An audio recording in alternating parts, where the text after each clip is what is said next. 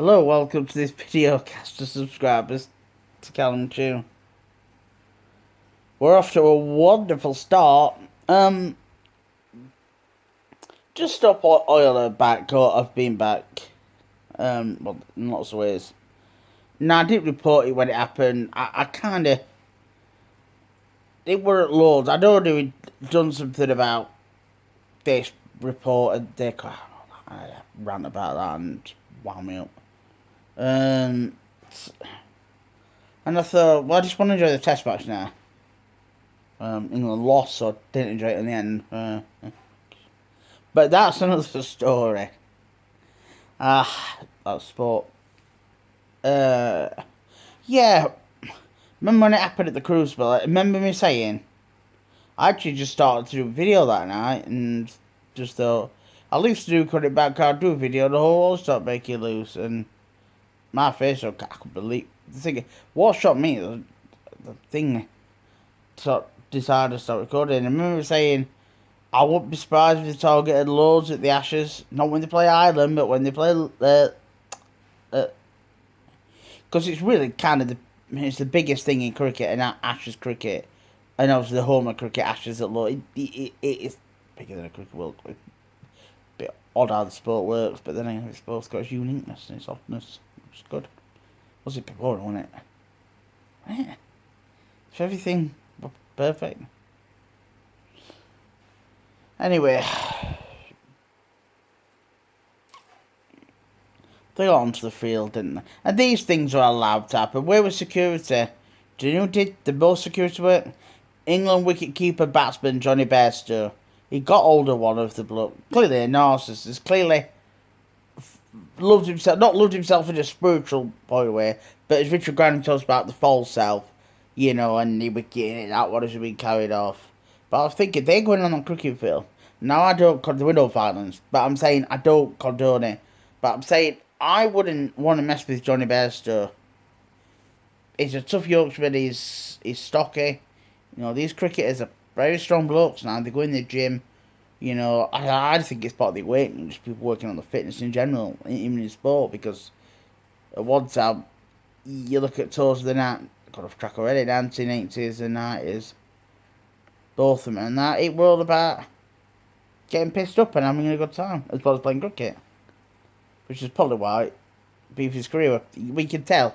So things had to change if people wanted to get fitter. And obviously in a team sport, you know, it's no good one person being super fit and the other healthy, or everybody else being super fit, or whatever. People got to work at it. And even in snooker, I mean, Ronnie's kind of set the trend of being fit as a snooker player, and everybody's kind of thought, if he's perceived as the greatest player ever, maybe he should. And you know, it's not a bad thing, is it? People look at the fitness. That's a good example. But these just appall. I mean, I do understand it. I do get why this is scared and all the... Can you imagine, you're a little kid? Because all this really properly kicked off in the year 2000, which are these becoming the adults of today, which is what David Hart spoke about then, but he's still speaking about. You know, so this is the generation kind of right after me, so to speak, more or less. And it's just madness. Some are my generation, some aren't. But I just feel like I'm floating around on the planet half the time when you've got Asperger's, right or Riley. But yeah, so I do understand all the fear porn that's being fed through the schools and the colleges, the universities, and the media. But that comes with... I was fed a lot of that at school, and I said I didn't believe in that for it. Also, I went to Rotherham, which was a special needs school for autism, out in Thurnscoe, in England. Yeah. Barnsley area, Doncaster Road, in between. It's one of them as well that I've got way off to forget, but I'll go back to it. It's Barnsley Council, but Rotherham Telephone. But they always felt more Barnsley. Accent won more Barnsley, so he don't really matter. Actually closer to Doncaster, I think. Or the outskirts. in South Yorkshire. Why? That was terrible. But yeah, but that comes like to standing on power and saying, no, I'm not buying this because it's all you fear that you try to fear is. I can see you try to actually take away freedoms with it. When I mean, a lot of people, young people, phlegm. I'll just turn the camera away. No, I won't do a Dan Duff feeling like you see it. Oh, it's disgusting. No one wants to see that, Dan. Anyway, that's gone off topic. But yeah, but a lot. I've bought it, and the reason how you just stop oils, you Extinction Rebellions. Just stop oil of the world. They've Extinction Rebellion are bad. But it's all part of the same thing. But they've took it up to the next level. Not a good level, a bad example. And so they're allowed to do the things on sports in snooker and obviously Barry Hearn didn't know anything about it. They're not going to go up to Barry Hearn because Barry Hearn has said, you want to do what? Because straight away, he would not have that and he's gone ballistic. So somebody's bypassed and he's got some... There's a lot going on behind the scenes. The truth will out. On everything. This just a boil bit. Yeah, so I didn't want to give attention. Nobody really spoke about it after, which kind of good. I mean, until press conferences, but it was kind of that, and it was quite comical in a way. Johnny Best stood out like, "Go on, Johnny," just picked him up and just frog marched him off the cricket field. But he thought he got what he wanted, got the attention. He got a cricketer to carry him off the field. In business, weren't it? But Johnny Bears to make it the orange paint. He goes, well, at least it were orange. It's a ginger thing. See it in my hair. But yeah. But that orange paint's made of oil, dry powder paint. And the rich mummy and daddy are carted him off, and they're allowed them in the posh vehicles. So that's the world we're living in. Increasing more and more. If we go on acquiescing, but it's in our hands. You know, there's a series on Iconic with Paul Burgess. A genuine climate scientist. He was episode by episode, calmly. They're only short segments. I think the other one today was 9.5 minutes long. So you're not, and it's words you can understand. It's not a big lecture, so you lose it. It's little bits, and it's calmly going through, and he explains that CO2 is the gas of life. The more we have, the more vegetation, and he puts all this.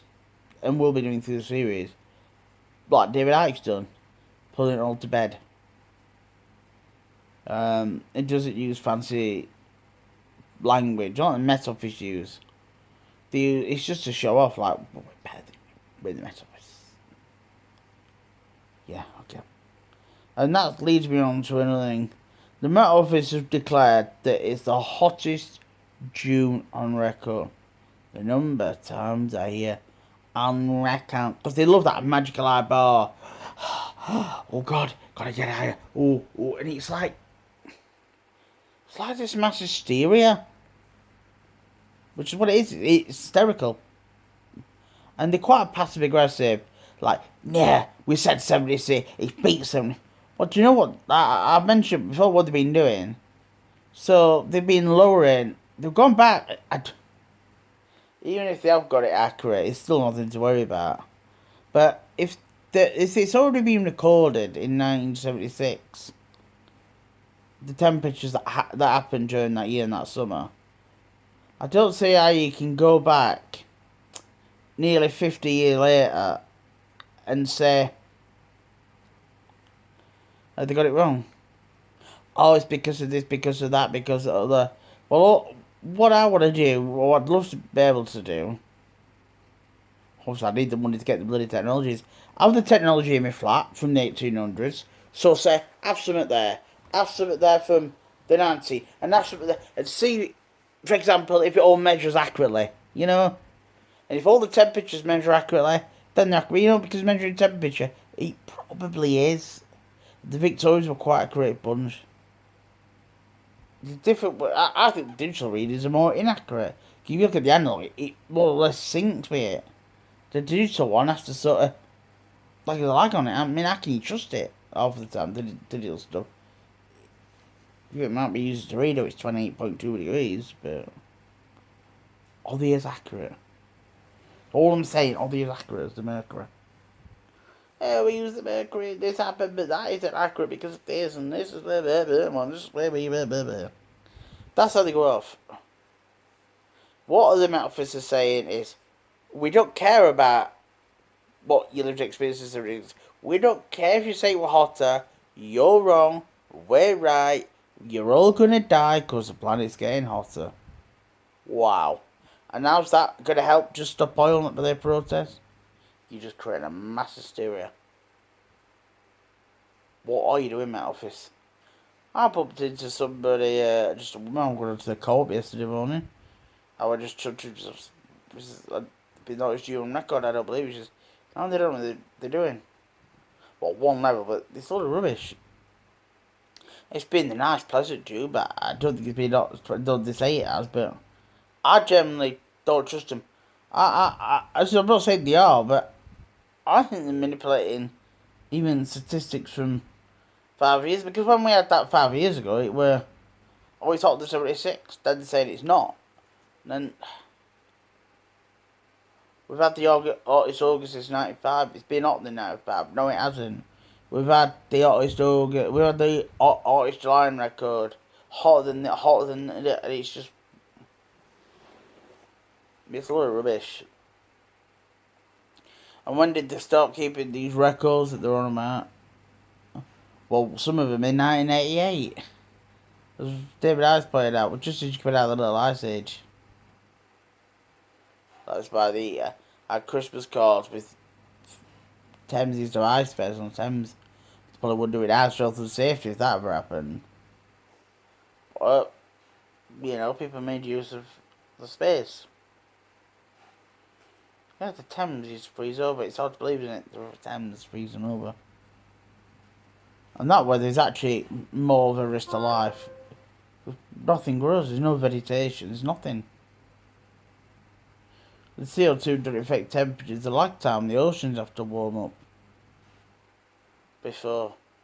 But it's the gas of life. Without it, we'd all be dead. And as Paul Berger plays out, it's not that there's not enough in the atmosphere. It's not that there's too much in the atmosphere, so it's that there's not enough.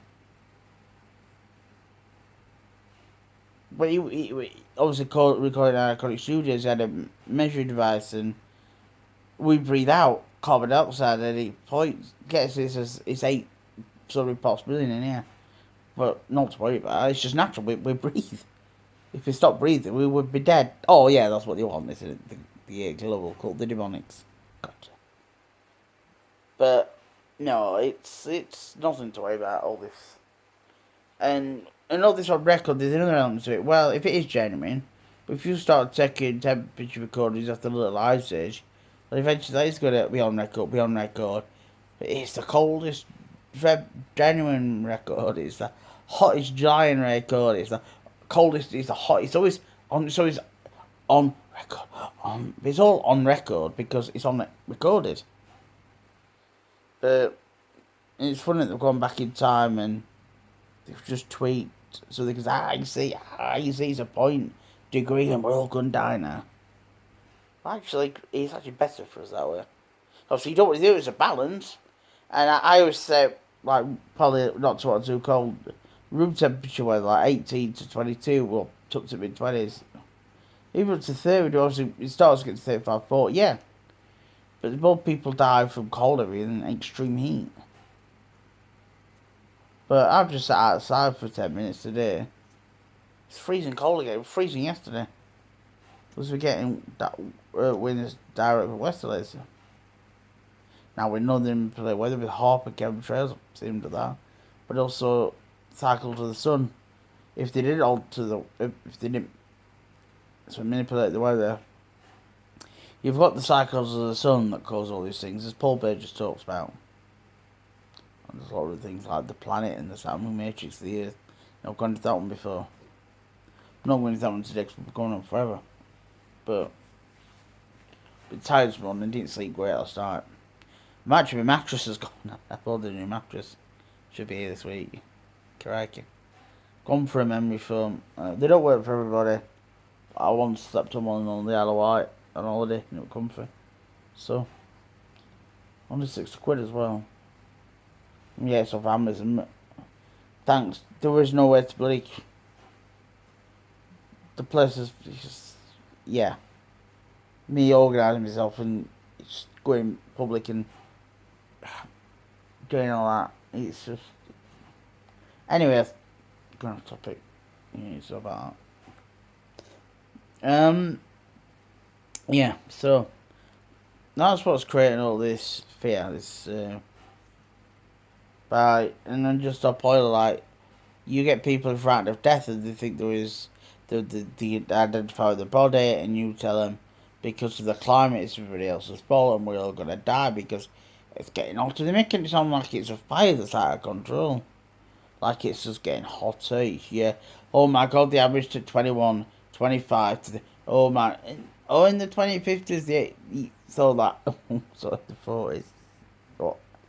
Always by 20, it's always somewhere over there never, because it's like, and then when that over there never gets there, it's like it's over, then it's there never, then never, and then never. Global temperatures with the cycle of the sun peaked in the late 2000s and it started cooling. Completely natural cycle, nothing to worry about. And they keep saying we're all gonna die.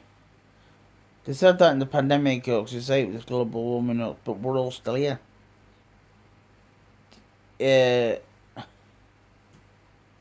Shouldn't that tell you anything?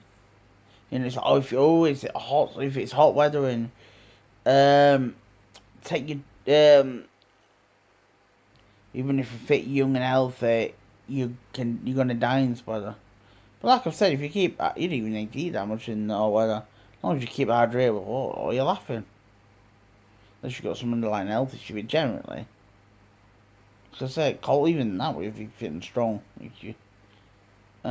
it's, as the body gets weaker, it struggles to cope with extreme temperatures, hot or cold. I completely understand that. That's the way I see it on that one, but people need to get a grip. I'm not as ranted today because I'm really tired, so. But I was going to do one last night, but I think because England lost, I might have been a bit too gung-ho on it. I might have gone a bit back to my old ways, and it might have been a bit. I weren't in the right frame of mind. I'd have been too aggressive. I'd have been too. It'd have been a complete shambles. Is the word I'm looking for. So I thought I'll save it for the morning, and now I thought I'm like, I'll be alright later. I'm just not a fan of the mornings. We're not getting much vitamin D at the minute. And they keep saying, oh, I mean, you can't, if you're fair skin, you can burn through the cloud. But obviously, if you're olive skin like me, I mean, I've never particularly burned through the cloud. Boom. The only time I really truly burned is from out too long here. But mainly it's been at the seaside with the sea air, the salt in the air. Because it put myself in the air. It's just a different frequency, keep it simple. But you can tan quicker. But you know, they can, all that sun cream, they can get natural sun cream. It's all got cancer causing chemicals in it. But it's all to brainwash people to. They get people frightened to death, but the things they're making us do kill us eventually. Sun cream's like it's slow death. I don't use it anymore. Which when I stopped using it on the Isle of Wight, the beach attendant grey me. I think he thought I was a bit mad, which nobody's ever thought before. Just because I did a bit of research on it and come to my own conclusions that now I took my chances with it. Mother Nature, thank you God. And so I did there. 2 for the price of 1. I'm only me, you gotta have a laugh. Another thing I want to talk about this morning, is Andrew Tate. Now, he's all over James English's podcast, Anything Goes. Now, I think it's great what James English has done. He's invited him on, and he's took the invitation. I didn't think he would, but he has. Well, I think he's invited him on it. It should be that way around, right? But I know James English is a good egg, because he passed the litmus test. He's interviewed David Icke, and he's done work for Iconic. So, he's a good egg. So he's passed the litmus test. And actually, he's a bit like Brian Rose, a very, very good interviewer. Another really good interviewer. And he don't take sides, he just interviews people, and he just, he sort of gets the human element out of it. Whether it's Andrew Tate's lying through his back bloody teeth and he's innocent or he's not, I don't know. It's only Andrew Tate really knows that. Unless you're a psychic medium, which I'm not. I'm sensitive to energy. I definitely know I'm sensitive. Because I'm just experienced it. Nothing further than that. But he does have a funny accent. But he makes a point about mocking God, and you got to do God. He puts like an arm in God. God. I did God.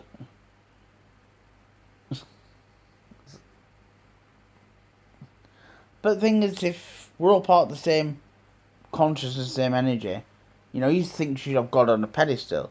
But I agree with David Icke. You just see everything as energy. And it's either high or the source energy is no vibration. The dazzling darkness, all still, the sole possibility to manifest. That's just God consciousness.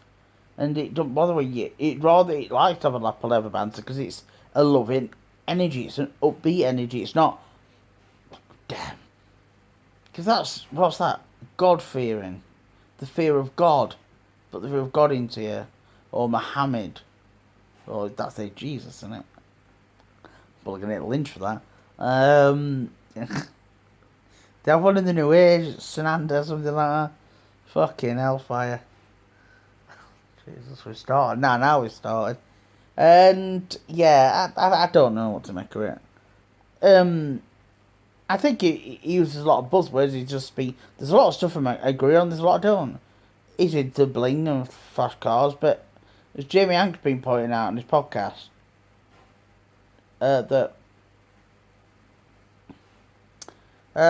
is it really? It's all right doing that, but what are you giving back to society? I see Brian Rose do it with his generational wealth. We're not as bad as Andrew Tate, but sometimes I just think, I know, even people like Dan Pena, it's fine you're a trillionaire, but he seems a very angry man to me. I don't like every guest that he interviews, Brian Rose. I'm not going to do it. I'm just going to say from the outset, I don't have Andrew Tate. I don't like Dan Pena. I don't like him. It might be alright if I met him. He just comes across as super obnoxious, typical billionaire, super aggressive. And it's like, you must believe. When you feel that way, Andrew Tate, you must believe me or else. But he's definitely. But yeah, Brian Rose. Do you know what? He's probably a lovely guy. He's probably just when he's on. That's probably his anxiety, and that's probably how he deals with it. I hope I am doing him a disservice. I really hope I am. And I hope I am doing Andrew Tate a disservice. I hope they're all really generally lovely people who, like money, and they bastards with money, and that's their thing. Yeah, it's materialism. Yeah, it's not spiritual. Yeah, we need money to live, and I get that. This bartering, I think, it's an exchange of energy. It's like a neutral exchange. Then when David Icke explained, because I was totally against money until David Icke, I thought, he's going to be, but it's the use of money that threw it. I was like, gotcha. And when David Icke speaks, you listen. That was years ago, come across that. But it's irrelevant. That is irrelevant. It's like we have to say these things so people leave us like, no. It just happened to be so. So, yeah, Andrew Tate, what do I make of it? I've got a clue. Of course I hope he's exploiting nobody girls. We don't want any more. Bloody hell, of course I hope that. Do I think he's telling the truth? I've not got a clue. Not got a Scooby-Doo, not got a Shaggy Rogers. Very funny, man. No, I've not got a clue.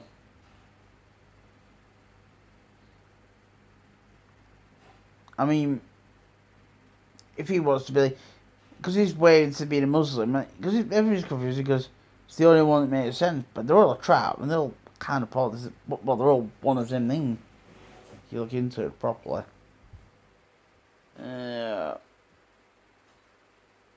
But that's up to him. But I know he's going to just with Tommy Robinson. I think Tommy Robinson's alright. And he's going, Christian, he's going, hey, we're Christian, good judge that put you in jail. But it's not on about that. He's got Muslim friends, and I think Andrew Tate has misunderstood that Tommy Robinson, it's about mass immigration, it's not on about people. You know. So, I'm not sure. It's like, again, if you say, no, everything's perfect, I know something's going to go wrong. Well, what have you done dodgy? Or what are they after you for? Or is it just that the system is totally against you? But kind of like people doing that bling, don't they? Found to a point. But then they're more, I can't do it more than them, but you know what I mean? Then the system, I mean, I'm not quite sure whether you create your reality and you brought that to him, I don't know. I don't think he's telling the 100% truth. I don't think it's completely lying either. So, I'm not sure, really. Don't know. So that's where I want to leave it. But excuse me. It's about remembering you are that we're all one conscious and different experiences. If you go over to Iconic again, David has got a series called Remember You. And this episode 4 is about indoctrination. And if you're a religious family, that your parents shouldn't be indoctrinating people just because they want to believe in Jesus or Muhammad. And he's right. But it should be, well, this is what I believe, but it's up to you. Which is how David Hart brought his kids up with the information. They've just happened to eventually follow suit with the state of the world. But yeah. But we're all one consciousness and different experiences. See you later. Take care. Bye. I'm knackered.